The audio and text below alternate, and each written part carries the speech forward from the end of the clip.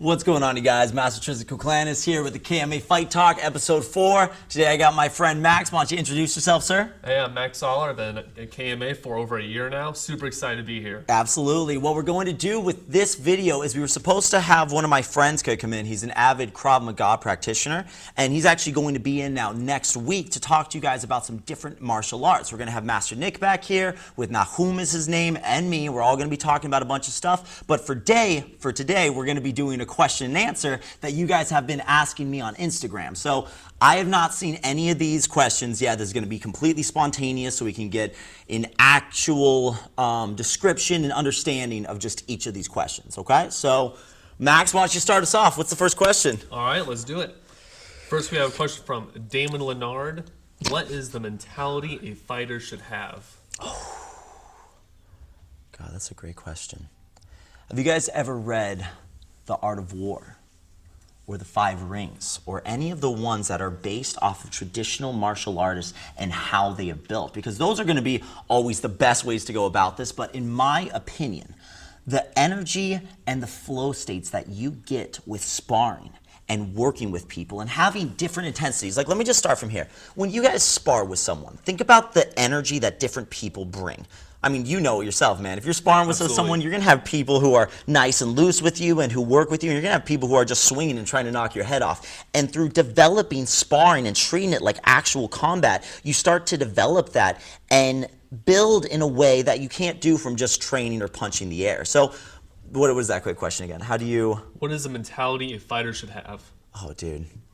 That's really it. The level that you get from sparring and working on yourself. Not enough martial artists meditate. Too many people are kind of stuck in their own ways where they're like, the way that I do this is right, and they don't really reflect inwards and try to find themselves and find out what they're doing wrong. Everyone has an ego with these things. But as you get hit, you know what I mean? Oh, is that all good? Yeah, we're fine. We're just fixing the mic a little bit. Oh, just so you guys know, we got these new mics, courtesy of Adam Berardi. He's got 3 cameras on us, 3 lights. He's been doing an awesome job with all this. But to finish the answer with this, it's honestly, genuinely about sparring, meditating, and developing not only your killer instinct, but the respect for other people. Because if you watch a lot of different fighters, they all respond to things differently, and they all have their different specialties. And if you guys are trying too hard to be someone else or idolizing a fighter to the point that you start to lose yourself, you're never really going to be a great fighter, and you're never going to have the mentality because you're losing who you really are. Cool. What's the next question? Next, we have a question from Wesley Harris. What's your favorite kick? And his favorite kick is the side kick. Wesley Harris. Dude, okay, I don't know if you guys have checked him out yet, but he does every single week. He'll have a live video where he's holding up a side kick. He's holding it up minutes, and I think he even did like a half an hour one time. And if you guys ever want to join him with that, he's doing a great job with it. I'm actually going to have a live stream with him pretty soon. So shout out to you, Wesley Harris. But for me, it's definitely the question mark kick. The question mark kick for me is always my staple knockout power kick, because I could feel like I can set up so many different things and I can throw it so fluidly that it really becomes something that I always feel comfortable comboing out. Because a lot of times when you guys are throwing these kicks, like, y'all know if you throw a roundhouse kick and you hit someone's elbow and then you throw a front kick and they block downwards with their elbow and your foot starts to get messed up, or they start checking your leg kicks, it sucks, man. It's awful throwing those. But the question mark kick, you really start to punish them for that. You start to make it where they're like, all right, man, you're going to check with your elbow, man. I'm going to come around and swing up with that roundhouse kick. And if you really start to develop your hip flexibility and mobility, that kick's insanely powerful. Max, what's your favorite kick? My favorite kick? Just classic roundhouse kick. Classic roundhouse kick, man. Dude, yep. You can get so much power out of that, man. I love roundhouse kicks. But I really like a good darting side kick. Like if you do it like Wonder Boy style, where you're pushing off of your back leg and you're driving into the ribs. That's one of my favorite for sure, too. I like the spinning wheel kick too. One of my favorite with it is actually combining the wheel kick and the hook kick. Because I don't know if you guys know the difference with it, but a wheel kick, we're keeping our leg a little bit more straight out and relying more on the turning of our hip, where the hook kick, we're bringing our heel back into our hips a little bit more. So it's a little bit faster, but combining the two of them, as soon as you make contact with the other person, whether it's on their temple or their ribs, you're pulling in as fast as you can with that heel. And it's not only getting your glutes involved, but at that last second, it really gets your hamstrings involved. And it saved my knee a lot, because a lot of people, when they're throwing their kick, imagine this is my heel right here. If I even go slightly like this, the amount of pressure that this impact right here puts on my knee can really damage you guys over time. But if I'm here and I'm constantly thinking of pulling in with the hamstring, that's a perfect kick, man. Awesome. All right. Next question is also from Damon Leonard. What are some essential MMA workouts? Oh, that's a great question. I made a big mistake when I started off, and it was relying too heavily on bodybuilding and powerlifting. There's something really fun about going in there and lifting as heavy as you can and really doing heavy deadlifts and heavy squats and heavy bench, but your bodybuilding and your weightlifting should really be a supplement to your martial arts. If you start thinking of the weightlifting as more important of the martial arts, or you're training so hard in your weightlifting that it messes with your recovery with martial arts, it's actually counterproductive. So what I want you guys to think about with it is, instead of training body parts, think of movement patterns. Think of our squat, think of our deadlift, think of the hip hinge, think of different things involving the core. You'll see a lot of bodybuilders and they'll sprinkle in a little bit of crunches or leg raises like once or twice a week. But as a martial artist, our trunk and our obliques and our external, our rectus abdominis and our transverse abdominis. Those are two of the most important things that you could develop for a martial arts, because when you're throwing a punch, I'm not just thinking like, oh, my shoulder's gonna flex and then my tricep and then my fist. I'm turning my body into it. And if you haven't developed muscles in your core, you're just what's called arm punching with this. You have to be able to make everything work together with you in a unit. And thinking about deadlifts and squats and bench, they're great exercises, and I definitely think you should include them in this, certain scenarios, but they're not fighting. You're not going to bench press someone. You're not going to squat to someone. They have their place, but you shouldn't be destroying your muscles every single week with those to the point that it affects everything else that you're doing. I would always go your explosive training and then go in with your rotational training. And a lot of times those can kind of combine, but I do a lot of different things where I'm holding on to like a rope and I'm working the band coming up. So like I'll have it where there's a cable right here and I'm working on turning and exploding up. Because for me, that's working. I'm picking up my heel, I'm turning my hips, I'm rotating everything up to this side and then coming back and working that for reps from either down low or up high and working to here. Was he asking for just bodybuilding or just MMA workouts. Oh, MMA workouts. The ones besides your bodybuilding and your strength training should be composed of what your specialty is and then what the things you're going to have to fight the other person is for. So I always recommend that everyone has a really good base in grappling. Kicking is kind of optional, but everyone should at least know how to use kicking in some of your combos if you're into MMA. Like, yes, you could be a really good fighter if you're just a boxer and a wrestler, but you need to know what people are going to do with kicks. Like, if someone just has a great kick and they keep you back because of that, and you don't know how to respond and how to keep your distance and how to check kicks, that's going to be it, man. Like, they're going to chew up your legs to the point where you have no footwork and you're done. So I want you guys to think about those extra things like kicking, even the jiu-jitsu side of it. Like, you could be a good fighter with wrestling and boxing, but you need to know the kicking and the jiu-jitsu side of it, because you need to know how to defend against different submissions. You need to know how to defend against fancy kicks and flashy submissions and stuff like that. And although wrestling and boxing are the base, you put some time into those extras, spend your workouts wrestling at least 3 times a week, boxing at least 3 times a week. I think you guys should be working heavy bags every single day.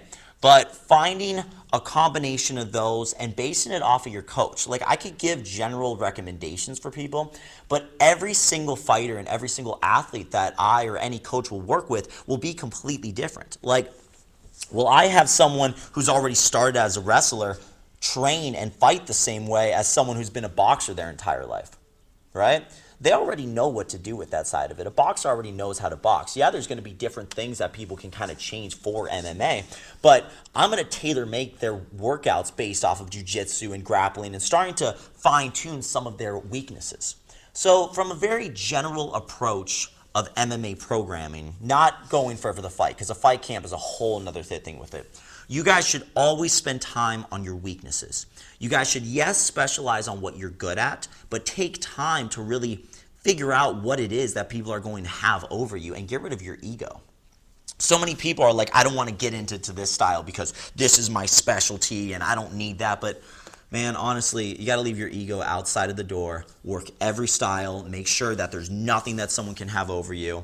And going back to the conditioning and strength side of it, make sure that you don't skip your weightlifting workouts though. Sorry, there's a guy across the street who was a little loud, so it threw me off. But don't mess up those workouts. I know they're not as important as a lot of people think, but if you miss your strength and conditioning, you're not working certain muscle groups. So let me explain one more thing with this before I go to the next question, because I could talk about this all day. If I'm throwing a punch, right, driving this punch out over and over, what do you guys see with my shoulder? I'm driving from here, but how much am I working my rear delt? Let's say I throw this every single day. I drive power with it over and over. And if I don't start to train my rear delt, I'll actually start to get an imbalance in the muscle that will end up going into the joints. Now you guys have to remember that. Any muscle that you train through your normal exercise, like a lot of athletes have this in their knees. If you train your quadricep too much and you don't train your hamstring, you'll have an imbalance where, like, imagine this is my leg right here, right? And this is my quadricep, this is my hamstring, right? It's actually kind of the same, right?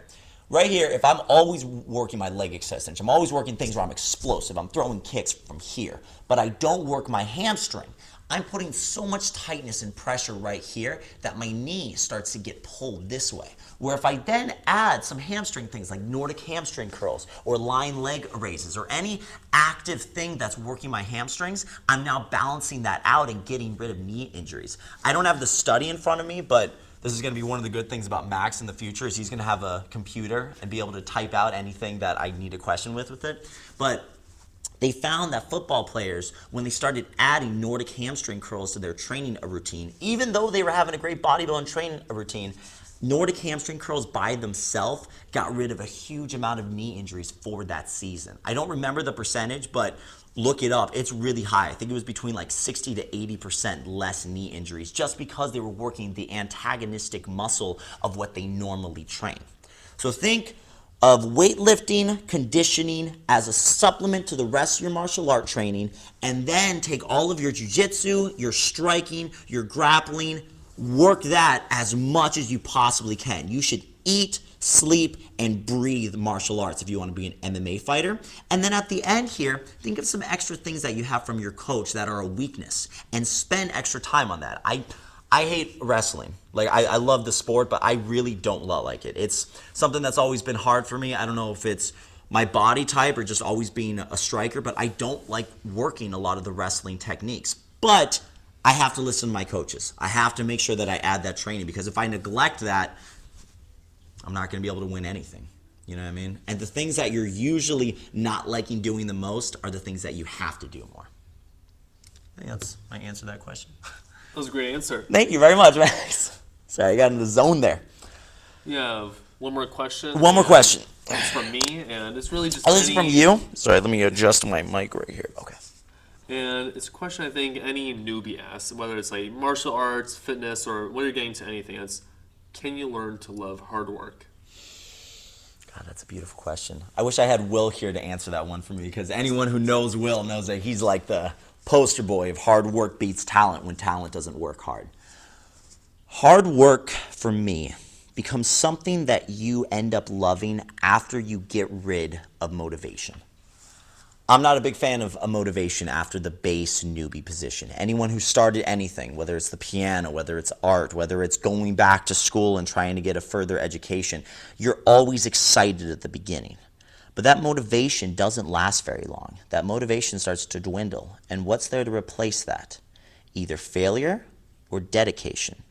And dedication is showing up, having it on your schedule, regardless of how you feel. And guys, I promise you, a lot of those training sessions where I go from 6 in the morning till 11, I don't feel like doing that at all. I have a daughter. Sometimes she'll keep me up late at night, and I got to go train at 6. But I do it every single time, not because I want to, but because I have to. It's written on my schedule, and I don't care if I got a little bit of a cough or my foot kind of hurts.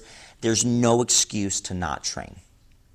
There's, maybe the exception of like, oh, I'm really throwing up and I can't do it. But once you start giving yourself the exceptions, that's when it starts to go south because everyone's always got something that kind of hurts. my knuckle kind of hurts, or my foot kind of hurts, or my knees kind of bothering me. If you wrote it down, you have to do it. And what starts to happen with that is as you beat those newbie gains and as you start to get better and better at whatever thing that you started, you enjoy it more because you understand the artistic side of it. The reason they call it a martial art is because as you progress and as you learn your boxing, your striking, all the different aspects of it, you start to make it an art form based off of yourself. And I don't know if you guys have ever been there with something in life where, let's just say you're making a painting. If I had to tell you every single day, all right, I want you to do 10,000 brush strokes, just like this. You'd be like, I'm not motivated on this. I don't want to do that. That's boring. But over time, you get better with those brush strokes. Now I'm like, okay, use those brush strokes to create something. You've refined those to the point where now when you have something in your head and you want to put it onto paper or canvas, you know what to do with it because you practice those basic brush strokes every single day. It's the same thing as striking. That motivation usually starts to dwindle down after about 6 months or maybe even less. But what's there to replace it if you stay dedicated? Sparring. And what sparring starts to become is if you understand the fundamentals of martial arts and you start to spar, you can now make it your own. And creating artistic expression through martial arts, that's when you really start to enjoy it. And that's through anything. That's through bodybuilding. That's through swimming. That's through anything athletic or artistic that you'll have in your life. Going from that motivation to that dedication and pushing through it, that's what's going to make you enjoy it over time. I'm sure I don't have to force a great artist to be like, oh, you have to do this. Like, he might have hated it when he was going through those hard phases and those plateaus, but over time you learn to love it because you built the fundamentals and you can now make it your own. That was beautiful. Oh, thank you very much, Max. I have a question for you, Max. Oh, what's that? What have you done to get over some of the hard parts of martial arts? Some of the times that you didn't want to come in? You know, when I first started here over a year ago, I was just thinking, I didn't even think I would have the time to come in more than once or twice a week. Mm-hmm. And I just did. I just came in. Mm-hmm. I just did it. And that's really what it comes down to. I mean, I just had that discipline. I put on my calendar, like you said. I just came here, and there were days I didn't want to come. If I'm being honest, I'm 100%. sorry. No, you're good. You're good. There's days I didn't want to come in either. Yeah, but I still did, and you know what? Every time I came out of that class, I was glad I came. Really. Love to hear that, man. Yeah. Yeah. And you know what? That's actually another aspect of it that I didn't even touch on with it, is that community aspect of it. It's hard to go train if you have to do it by yourself. I mean, most people when they are doing bodybuilding or certain things like that, they just train with themselves every single day. And that's hard to stay dedicated with that. But if you have a group of people like Max that you're coming in with and sparring and training with, and you're like, I got you this time, and they're like, nah, I got you. That's where the fun starts to kind of come with. I didn't even think about that. That's a great point, Max. That community side of it, going and watching the fights every single Saturday and being like, oh, I got to add that to my sparring. Like, you don't even have to motivate yourself with that because it becomes self-motivating and group motivating as you work with different people and start to build that up. That's a great point, man. 100%. No, I love that. Hey, how much time do we have left? 2 minutes? I want to see if we have enough time for me to get into this other thought because this might be a whole nother video for me to talk to. But I have a question for you guys. What videos do you want to start seeing coming out? I'm doing striking videos every single week. I'm going to start adding some grappling videos. Right now, I'm doing a 90-day dopamine detox, which I'm going to put out another video of that next week. I have so much to say about that. I've been having a great time. But just podcast-wise, I'm going to have different martial artists coming in every week to talk to and stuff like that. What other things do you guys want to see? I want this comment section and I want the YouTube community side of it to be a platform where I could communicate with you guys because there's only a couple of you guys that I've been talking to, but the ones that I have, like Wesley, the one who just commented on this, Wesley Harris. He's became one of my best friends. I message him all the time through these community boards, and now I have his number and we talk all the time. Guys, I promise you, I have it on my phone, I have it on my computer. You guys have any questions or any recommendations at all, I love to hear it. This is a community. We're building something as a team. If you're in India, if you're in China, if you're in Europe, you're anywhere, I want us to build this together as a unit. It's not just because I want a big YouTube channel. It's because I had to train those days by myself. I had to be there when there was no one else at the studio. I had to do it in COVID when no one was here. I lived at the studio. I was doing nothing all day but being by myself,